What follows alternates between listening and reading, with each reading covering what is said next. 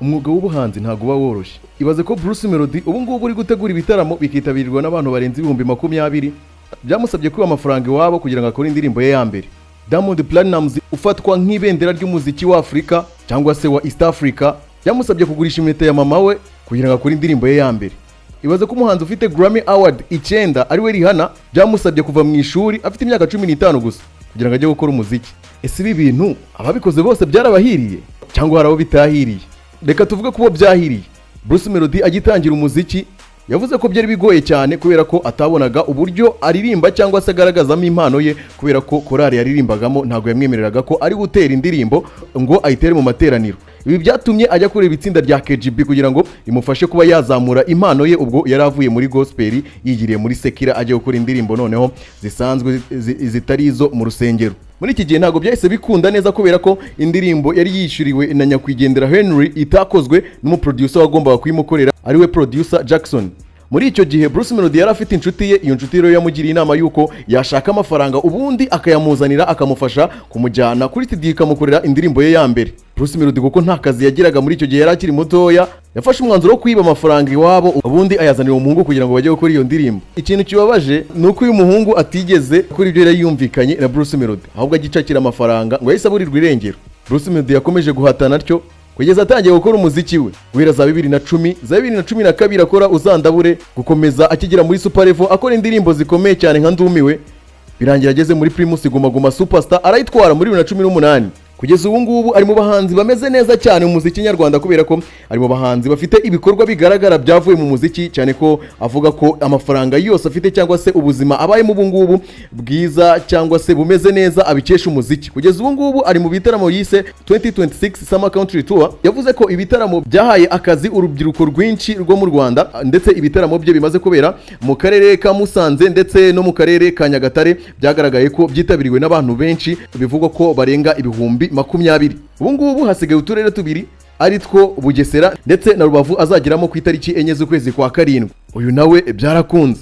Uwitwa Diamond Platnumz ubwo yatangira gukora umuziki ntabwo byari byoroshye kubera ko yabanaga na mama we wenyine, papa wabo yari yarabataye. Yabanje gucuruza caguwa, acuruza imyenda biranga, ageraho akora umwuga wo gufotora nabyo biranga.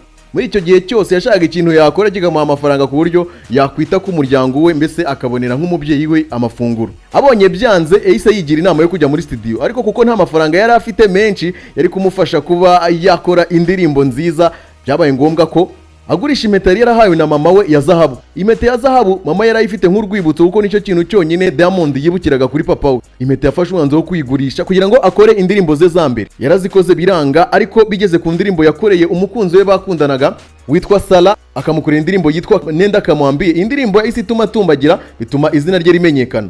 Kuva icyo gihe yakomeje gukora ataruhuka, arakomeza arazamuka ajya muri competition zamugoye cyane zirimo gukuraho agahigo ka Alikiba, ariko birangira nawe abanyatanzania bamumenye. Kugeza ubu ngubu niwe muhanzi wenyine wo munsi y'ubutayu bwa Sahara warebwe n'abarenga miliyari 3 kuri YouTube. Kuva muri 2011 tariki 12 z'ukwezi kwa gatandatu, Diamond yafungura urubuga rwa YouTube amaze kurebwa na miliyari 3 na miliyoni 686 n'ibihumbi 506 n'abantu 200. Na Diamond twavuga ko byakunze. Reka tujye hanze ya Afrika. Uwitwa Rihanna yavukiye mu birwa bya Caraïbe aho bita Barbados.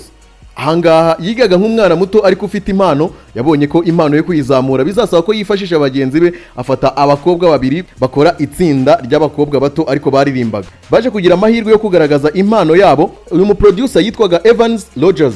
Uyu nguyu yabonye Rihanna afite ijwi ryiza ahitamo kumutwara. Hari mu mwaka wa 2003 Rihanna yari afite imyaka 15 gusa, hanyuma ageze ku myaka 16 abona ko gukorera umuziki muri ibirwa bya Caraïbe bizagorana cyane ko abantu bose bashaka gutera imbere mu muziki bigiraga muri New York, ubwo ndavuga muri Leta Zunze Ubumwe za Amerika. Ageze ku myaka 16 yahisemo kuva mu ishuri, asiga n'ahantu yavukiye, asiga umuryango we, asiga Barbados, ahubwo yigira muri Leta Zunze Ubumwe za Amerika gukurikirana iby'umuziki we.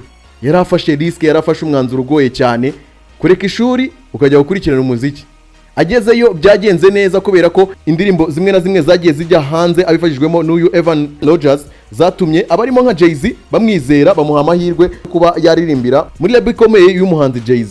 Iyi label yitwaga Def Jam Recordings, akaba ari nayo rero yafatiyemo indirimbo nyinshi zakunzwe n'abatari bake. Nyuma y'ibyo Rihanna yakoze umuziki birakunda ndetse binagenda neza, birangira atwaye ibihembo byinshi cyane bitigeze bitwarwa n'undi muhanzikazi uwo ari we wese. Yatwaye Grammy Awards 9, abikesheje indirimbo zirimo nka Umbrella, Only Guy in the World ndetse na Monsters yakoranye na Eminem. Yatwaye ibihembo bya Billboard byinshi cyane nka Top Female Artist, Top R&B Artist. Ibyo byose ni ibihembo yakuye muri Billboard Music Awards. American Music Awards nabo bamuhaye ibindi bihembo nka Favorite Female Artist, umuhanzikazi mwiza, Favorite R&B Soul Female Artist, ndetse na MTV nayo yamuhaye ibindi bihembo byinshi nka video nziza y'umwaka ndetse n'umuhanzikazi mwiza ndetse na collabo nziza yagiye akora.